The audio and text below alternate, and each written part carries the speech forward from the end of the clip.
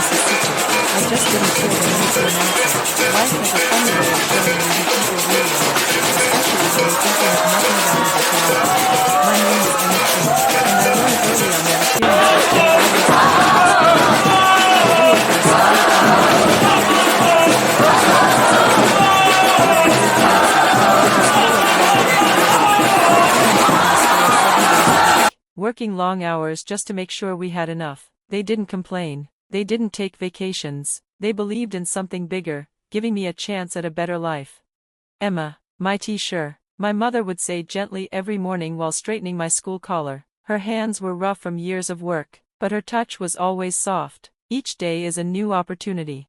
While other kids played outside or watched cartoons, I was stacking cans, learning how to read invoices, and helping balance the books. My dad gave me his old calculator to play with.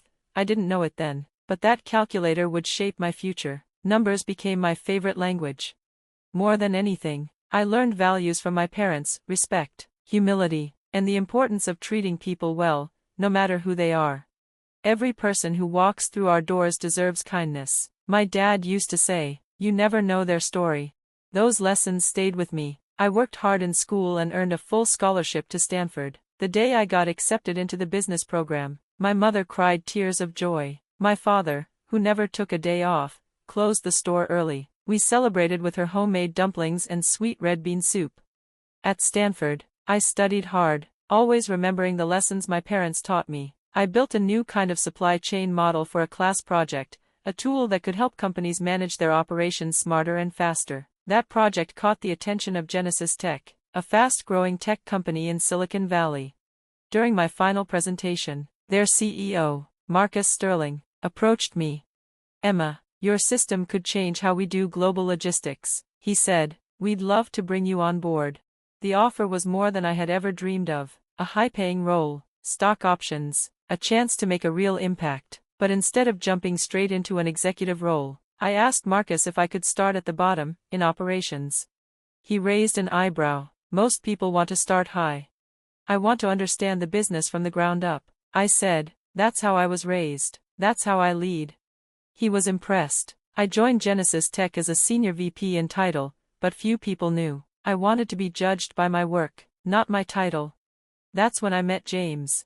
It was a rainy Tuesday morning. I was buried in inventory spreadsheets in the company cafeteria when someone bumped into my table, nearly knocking over my coffee. "Oh no, I'm so sorry," said a tall man with a friendly smile and a crooked tie. "No worries," I said, smiling. "I'm Emma." "James Wilson," he replied, offering his hand. "Let me make it up to you. Can I buy you another coffee?" That coffee turned into lunch, then dinner. Before long, we were a couple. James was different from other people I'd met in corporate life. He worked in marketing and had a creative energy that balanced my analytical mindset. He never made me feel small or talked down to me. He asked questions about my work, really listened, and genuinely seemed proud of what I was doing. 6 months later, he proposed. I said yes. I didn't meet his mother, Victoria Wilson, until we started planning the wedding. I'll never forget that first day. Their home in Pacific Heights looked like something out of a luxury magazine: white marble, gold chandeliers, and priceless art on every wall. Victoria stood at the top of the grand staircase, eyeing me like she was examining a knockoff handbag. "So," she said, her voice cool, "you work in operations?" "Yes," I answered politely. "And your parents run a grocery store?" "Yes, in Chinatown." She exchanged a look with her husband, then smiled in that way people do when they're trying to hide what they're really thinking. "Well," she said, "everyone has to start somewhere." James stood beside me and said, "Nothing." I ignored the red flags. Over time, Victoria made it clear that I wasn't what she wanted for her son. She criticized my clothes, my culture, my background. She referred to my wedding dress, beautiful, with traditional Chinese elements, as interesting. She constantly compared me to Caroline, James's ex, a blonde corporate lawyer from a wealthy family. Caroline always had such refined taste. She'd say, "European, of course." Still, I married James. I believed love would overcome everything. But things didn't get easier after the wedding. At every family dinner, Victoria made sharp, quiet jabs. Once, she handed me a tray of dishes and said, You probably feel more comfortable helping in the kitchen, dear. James never defended me, he just smiled awkwardly or changed the subject. By Christmas, Victoria decided to host a grand dinner. Everyone who matters will be there, she said. That sentence stuck with me. The night of the dinner, James and I arrived at their mansion at exactly 6 p.m. The place sparkled with lights. Through the window, I could see the dining room, elegant, full of silver and crystal, like a spread in a luxury magazine. Victoria welcomed us at the door. Emma, dear, she said sweetly, we're a little tight on space at the main table. Would you mind joining Marie in the kitchen? She could use a hand with the appetizers. You're always so helpful. Before James could respond, I nodded, of course. As she turned away, satisfied, I glanced at James. He looked uncomfortable, but said nothing. In the kitchen, Marie, the housekeeper who'd worked for them for years, was surprised to see me. Mrs. Emma, you should be out there at the table, she said, alarmed. Apparently not, I said with a shrug. Still, I helped her plate appetizers, just like I used to do with my parents. Some part of me was still hurt, but another part, calm, focused, ready. The doorbell rang again. This time, it wasn't just another guest. It was Marcus Sterling, CEO of Genesis Tech, standing on the porch with his usual confidence. Emma, he said, I hate to interrupt your holiday, but we need your expertise on the Asia situation. I didn't realize you'd be in the kitchen. In more ways than one, I replied. He frowned. Why are you not at the table? Let's find out, I said and led him into the formal dining room. As we stepped in, the entire room fell silent. Every head turned. Victoria stood up, her face pale. I'm so sorry, she stammered. The help isn't supposed to let guests in without permission.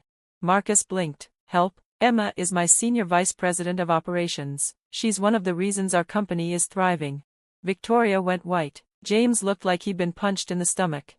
You're what? Victoria gasped. She created the supply system that saved us millions. She's one of our youngest board members, Marcus continued, clearly enjoying the awkward silence. Surely her husband has mentioned that? All eyes turned to James. He stammered, I didn't know. You never asked, I said. A glass shattered on the floor. Caroline looked like she'd seen a ghost. Victoria opened and closed her mouth, struggling to speak. But, you work in operations. Yes, I said, just like my parents ran their store, from the ground up.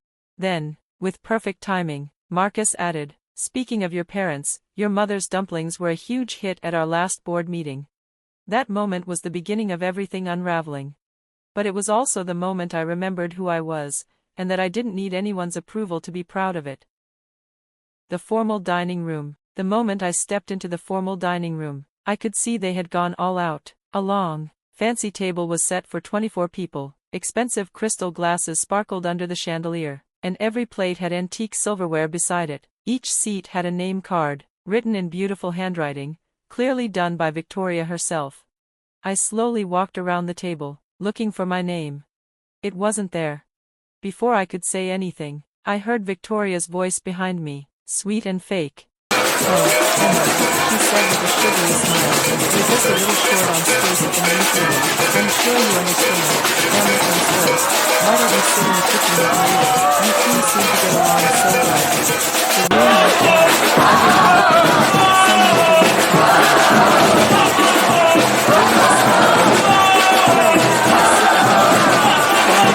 Some were Richard cleared his throat like he was about to speak. Maybe we can fit one more chair. But Victoria cut him off quickly. Nonsense, she said, still smiling. Emma understands. She's used to more casual settings. My cheeks felt hot, but I didn't let it show. Years of dealing with tough business clients had taught me how to stay calm under pressure.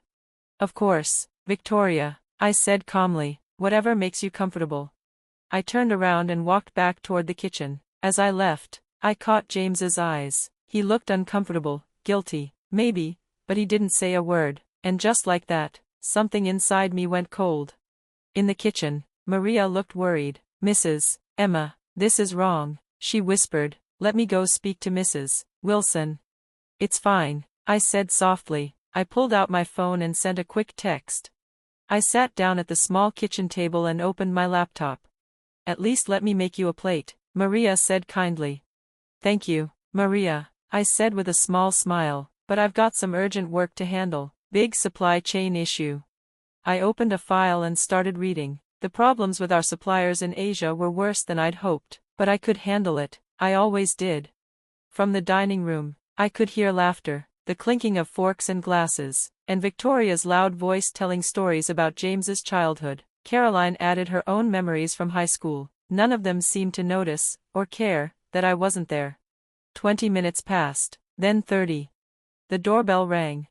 Maria got up to answer it, but I gently stopped her. That's for me, I said. I opened the door and saw Marcus Sterling, CEO of Genesis Tech, standing in front of me in his usual perfect suit. He looked slightly worried. Emma, he said warmly, sorry to bother you on Christmas, but we really need your thoughts on the Asia issue. Of course, I said, stepping aside, although technically, I wasn't invited to dinner. He frowned. Not invited? Why not? Why don't we find out together? I replied. We walked into the dining room. The talking stopped immediately. Everyone turned to look at us. Victoria stood up quickly, confused and annoyed.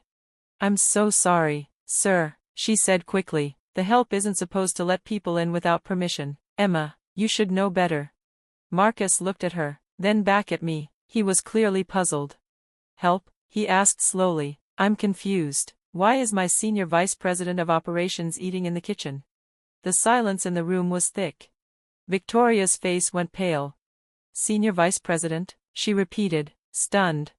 Yes, Marcus said, now fully aware of the drama in the room. Emma's been key to our company's growth. Her new supply chain system is brilliant. I assume her husband's family knows this? All eyes turned to James. He looked like he wanted to disappear. I didn't know, he said quietly. You never asked, I replied, my voice calm. Caroline dropped her champagne glass. It shattered on the floor. No one moved to clean it. Victoria looked like she was choking on her own thoughts. But you work in operations? I do, I said. As the senior vice president, I chose to start from the bottom, just like my parents did in their little grocery store. Marcus smiled and nodded. Speaking of your parents, Emma, your mother's dumplings were a hit at our last board meeting. Victoria sat down heavily, her face still blank with shock. Board meetings? She whispered. Yes, Marcus said. Emma is one of our youngest board members. Her stock options alone are worth. Marcus, I said gently, let's talk about the Asia situation somewhere else. I wouldn't want to disturb the family's Christmas celebration. I looked at Victoria one last time. Thank you for showing me exactly where I stand in this family. It's helped me make some important decisions. Emma, wait, James stood up. We need to talk. We do, I agreed, but not tonight. Tonight, I have a company to run. I walked toward the door with Marcus, but paused. Oh, and Victoria, those dumplings you turned down last month, we served them at our gala, $200 per plate. The governor couldn't get enough.